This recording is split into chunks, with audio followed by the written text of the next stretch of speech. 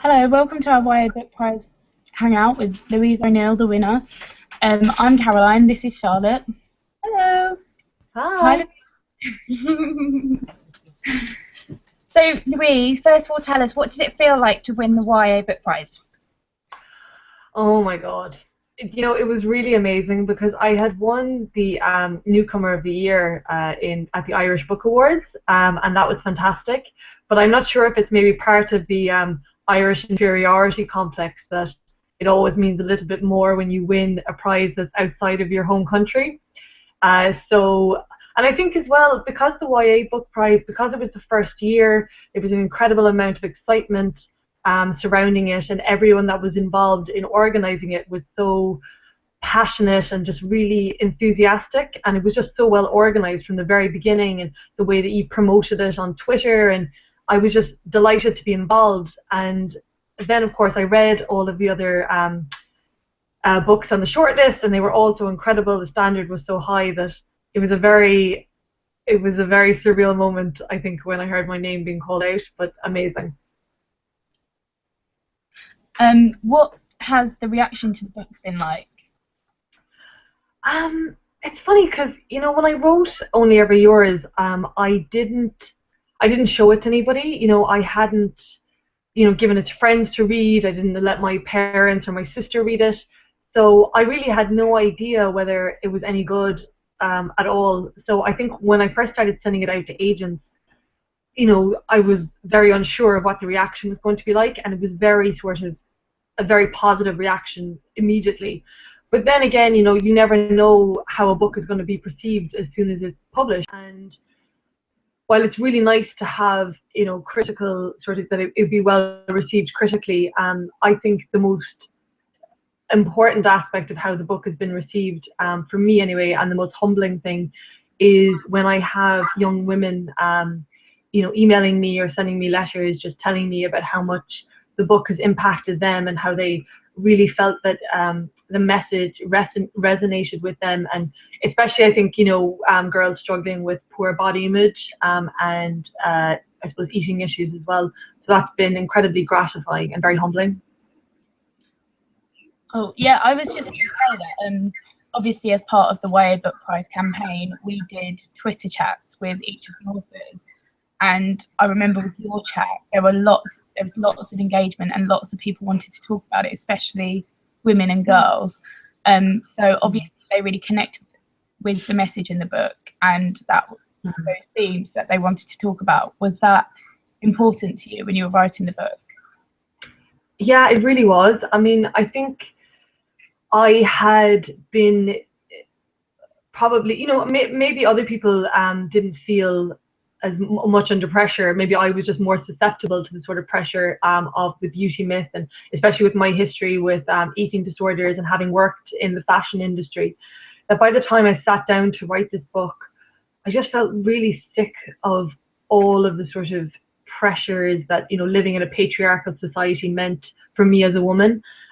So when I was writing it, I think a lot of that frustration was coming out through my writing, and it was very important to me that I get that message across, because I remember I think it was about halfway through the book, and a friend asked me about it. She was asking me what about the storyline. I said I didn't really want to go into that, but I told her that I felt that the idea, if I did justice to the idea that the book could be important, which sounds very vain, I think, and a little bit grandiose on my behalf. And it wasn't that I think I'm the best writer in the entire world. It was more that I felt the message in this book was important and was something that I felt that women in particular needed to hear. So. And you're about to publish the book in America, is that right? What can you tell us about that? It's very exciting. It's going to be published in the US on the 12th of this month, and I can't believe it's here already. It's crazy. And it means a lot to me because I have a lot of friends still living in the States, obviously because I lived in New York, and it's very nice that they can go into a bookshop and buy my book, and I feel like they're so sick of seeing all this information about it on my Twitter feed and on Instagram and on Facebook that a lot of them are just absolutely dying to get their hands on it. And yeah, I mean, it's interesting because the publisher there, it's Quercus USA, are the ones publishing it in the States, and they just told me that they've actually had to do a reprint already because Amazon, due to pre-orders, has actually cleaned them out of their first print of books before it's even been published. So that's very exciting. That's brilliant. Yeah. And we have a few questions that people have sent in on Twitter. Okay. So the first one is, if you could visit a fantasy world, where would you go? So any fantasy world that exists in books, for example, which one would you go to? Oh, I think it would have to be Enid Blyton and the Faraway Tree, just because I used to love all the different lands at the top. And I couldn't choose which one of the lands would be my favourite. So either that or maybe Narnia. I suppose Narnia is always a good one as well, isn't it? Yeah, definitely. A bit cold though. Yeah.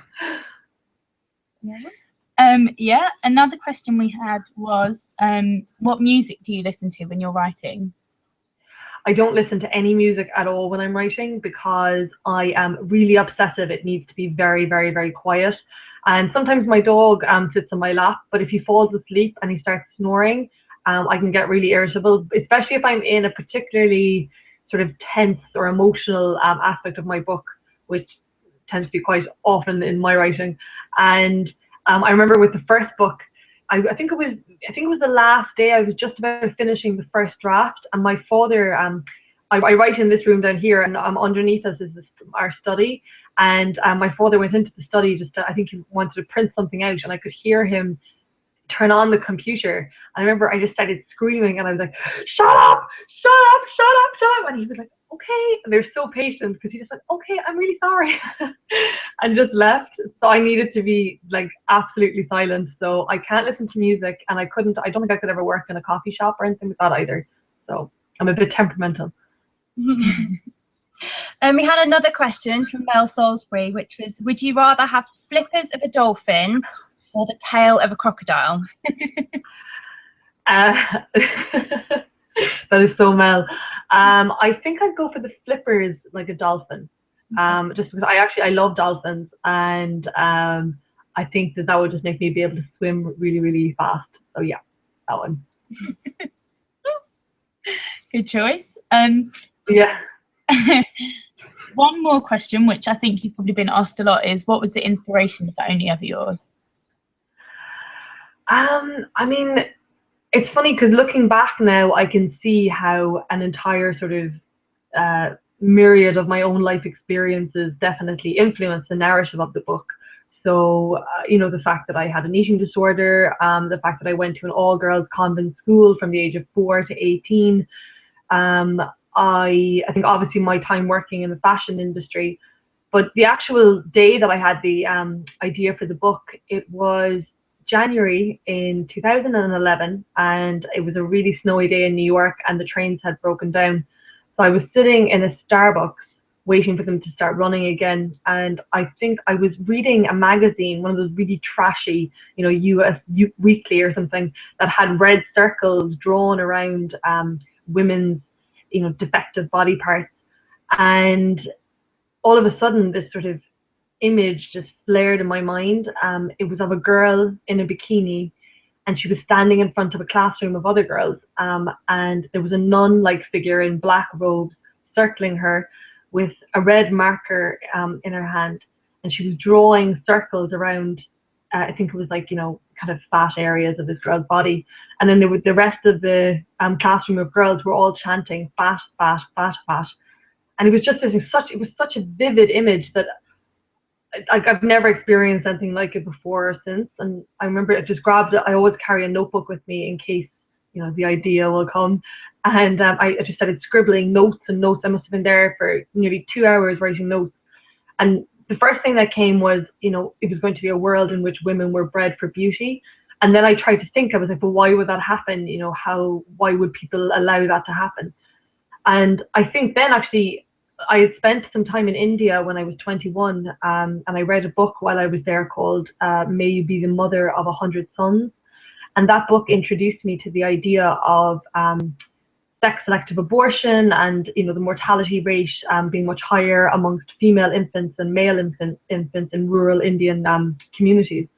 And I think I just started thinking, well, you know, with India and China being these emerging superpowers, if that sort of trend continued and the ratio from men to women became skewed towards men, would the female body just evolve to naturally reject a female fetus in the womb? And if that happened, then obviously, you know, the need to create female babies would be so pressing because, you know, they'd be faced with the extinction of the human race, so they would have to do something about it. So that was where that came from. Mm-hmm. Wow. Yeah. Obviously, the book is sort of centers around girls, but there are also boys in the book. And I was just wondering what feedback you've had from male readers.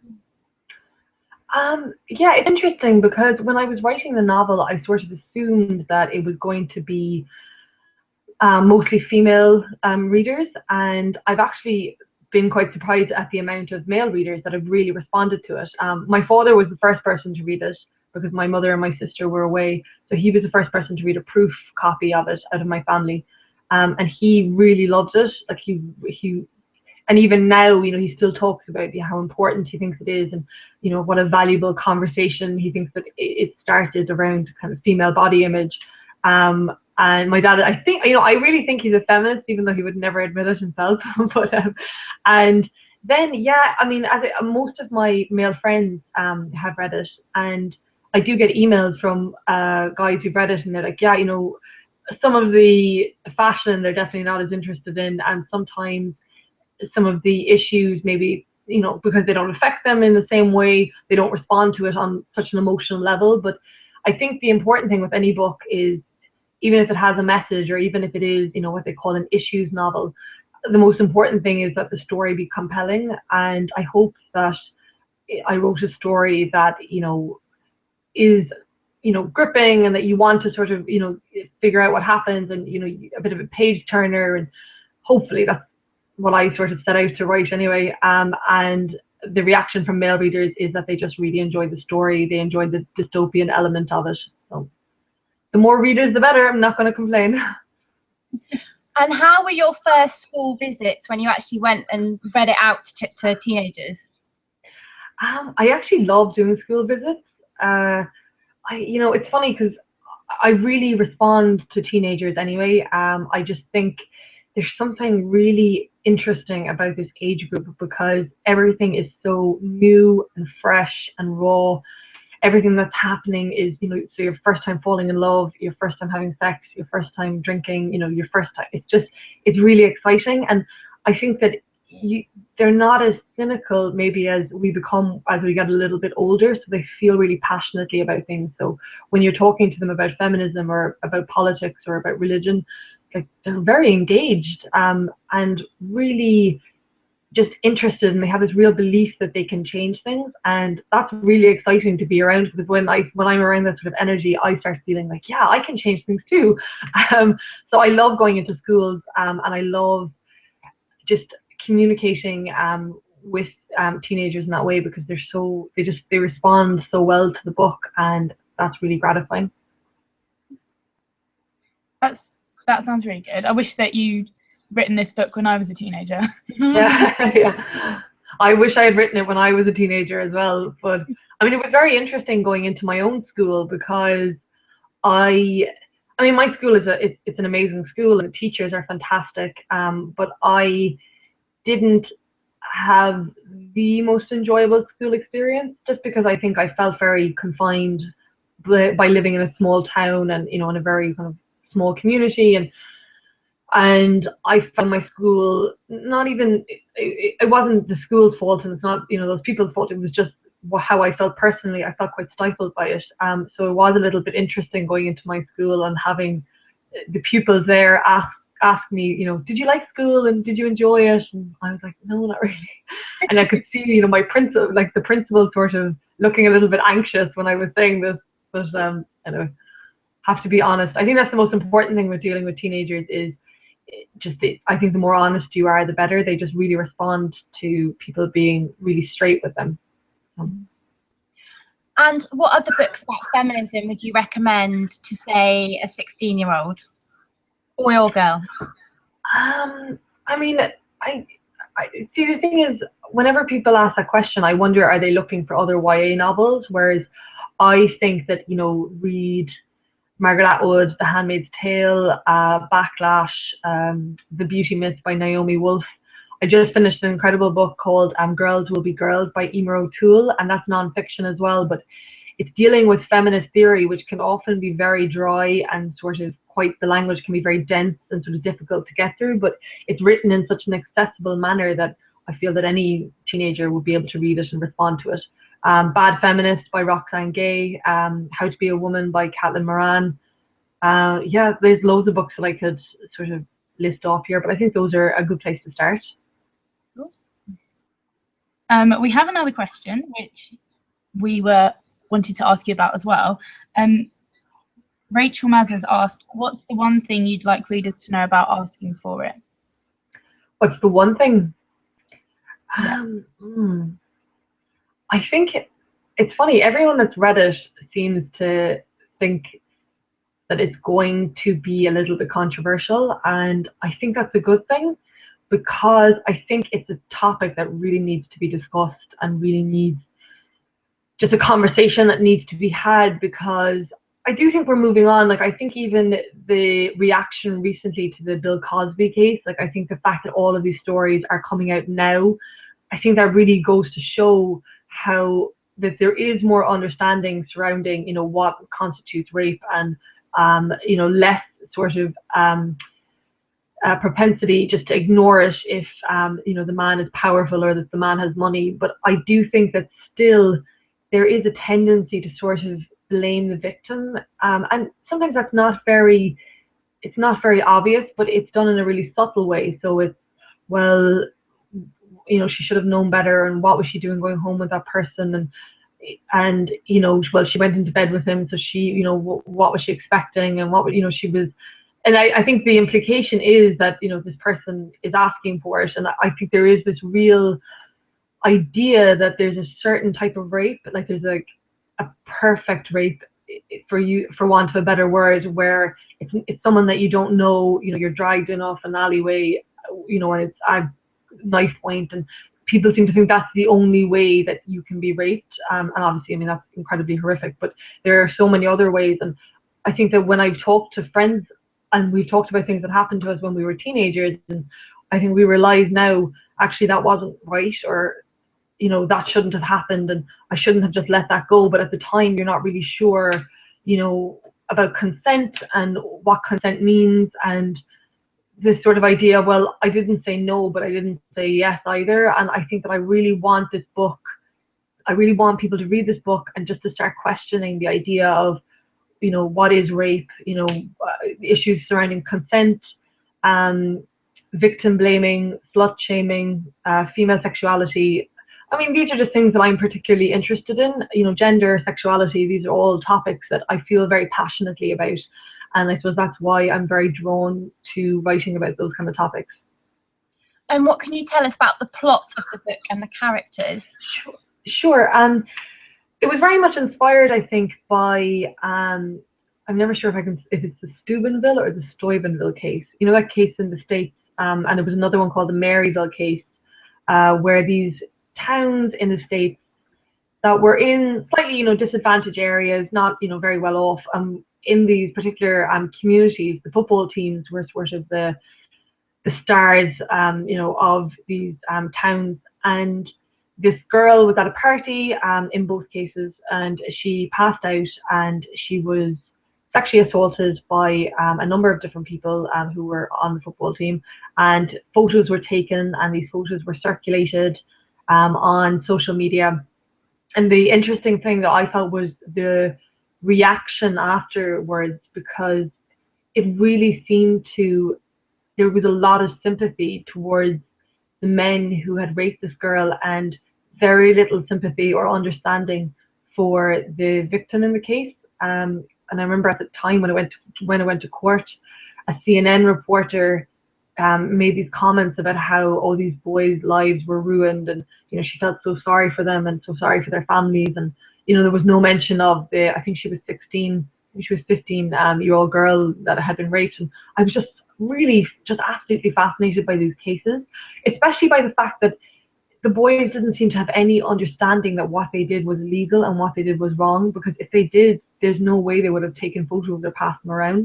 Do you know, like, it was, they didn't actually see that there was anything wrong with what they were doing, and that really fascinated me. And I think I growing up in a very small town, and in a town where the football team, Gaelic football, was really important. I think I just started getting very interested in the idea of jock culture and what that meant, and if I could take that story and sort of, move it to an Irish setting, something that I was very familiar with, and just explore that story in a small community in West Cork. So it's about a teenage girl. She's 18, and she's really beautiful and popular, and has got her whole life in future, or her whole life ahead of her. And she goes to a party and she drinks too much and she takes drugs, and she wakes up the next day. She's been thrown onto her front porch. Her parents find her lying there, and she has no memory of what's happened the night before. She just thinks that she got really wasted and can't really remember much else. And then on Monday she has to go back to school, and then she realizes, because she starts seeing all these photos on Facebook, that she has been assaulted and raped. And again, the book is divided into two halves, so it's like a week before the attack happens, and then a week about a year later after the attack happens. And just to see the impact that this event has had on her life and on her family's life, and how the community has really sort of closed and turned their back on her family in some very explicit ways, and in other very subtle, very hard to pinpoint ways. And it's a really, I mean, writing it was difficult, rereading it was difficult. It's a pretty harrowing story, and I really hope that I've managed to do some sort of justice to it, because, as I said, I really think that it's something that we need to be talking about. So, sorry, just completely rambled on there. No, it sounds really interesting, and it sounds, possibly even more controversial than any of yours. It makes me a bit nervous, but is it written in first or third person? It's actually written in first person, which I wasn't sure. When I first started, I started trying to write it in the third person, and then her voice, Emma's voice, just kept kind of coming through. Like I'd be writing in the third person, and then I'd rely, because I write kind of 1,000 words a day, pretty much. Like, that's my target. And I'd look back over maybe something that I had read, and I realized that I'd gone from the third person into the first person, not even really realizing. And her voice was just really clear, because she's not like, and I've gotten this a lot, because people are like, oh, she's not very likable. And that also really interests me, because that's not something I'm particularly that drawn towards. Like, I'm not writing a character that I think, I want everyone to say, oh, she's just so lovely. And because, again, that sort of ties into that idea of the idea of a perfect victim, and how does a victim behave, and what does a victim look like, and they're really nice girls, and they don't sleep around, and they don't drink that much, and they don't take drugs, and they act in a very specific way after the attack has happened. And actually, that's not true in a lot of cases. And I wanted Emma to reflect that, because she's a little bit self-involved. She can be a bit of a bitch, and afterwards I think she's in shock after it first happens, and the way that she reacts isn't how you would assume that a victim of a gang rape would act, which I think is then sort of held against her, because they're like, well, she can't be telling the truth, because she acted in this way, or she said this the week afterwards. And so again, it's sort of playing with that idea of why do we only accept rape victims in a certain way if we can empathize with them, or if we can feel sorry for them. I wanted the idea that maybe she's not particularly likable, but that doesn't negate the fact that she's been assaulted in a horrific manner. I know that you haven't actually published this book yet, but I just wondered if you had any thoughts about book 3 yet. Oh my God, this is the $1 million question. If my agent or my editor are, if they're looking at this, they're probably like, yes, tell us. I actually had an idea just last week. I'm not sure if it's going to be YA, but I haven't decided either way yet. I do need a little bit of time because I feel like the 2 books, they were really sort of like, I finished the copy edit of Only Ever Yours on Christmas last year, and then I started writing Asking for It in January. So they were very, very close, and I just need a little bit of time, I think, to really figure out what my my next move is going to be. But yeah, I had an idea that I am very interested in, and it would be very different from anything I've written before, and it would require this book required quite a lot of research, Asking for It. But if the idea that I've had for my 3rd book, if I go with that, it's going to need quite extensive research. So I'm still thinking about it. We've probably got time for one more question. Do you have a final question? Think of anything? I have a final question. Do you think, can you ever see yourself writing a light-hearted comedy? What's funny is, first of all, my mother keeps asking me, will I write one? Because she says I'm a nightmare to live with when I'm writing these books because I get so involved. And also, she's really apprehensive about reading this book. She doesn't tend to read quite dark books, so I think she is a little bit nervous about what it's going to be like. I don't know. It's funny because when I write like blog posts, or when I write like short pieces like that, a lot of them tend to be quite humorous. And my Twitter, obviously, I'm very irreverent on that as well. So I don't know why when I sit down to write a novel, that it always seems to come out just really depressing. I don't know. I mean, there's certain things that I am really interested in, as I've said before, and they tend to be, surrounding gender and sexuality and feminism and women.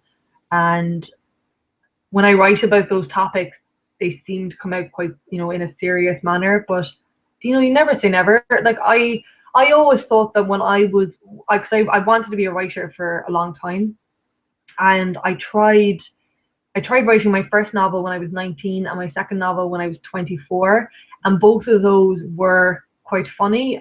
Like the first, 10,000 words or whatever I got to, and I think I saw myself as being, which is a very vain comparison because there's no way I could compare, but I always thought I would be like a slightly darker Marion Keyes. That was because that was sort of how I saw my career progressing. But Only Ever Yours just came out of nowhere, really.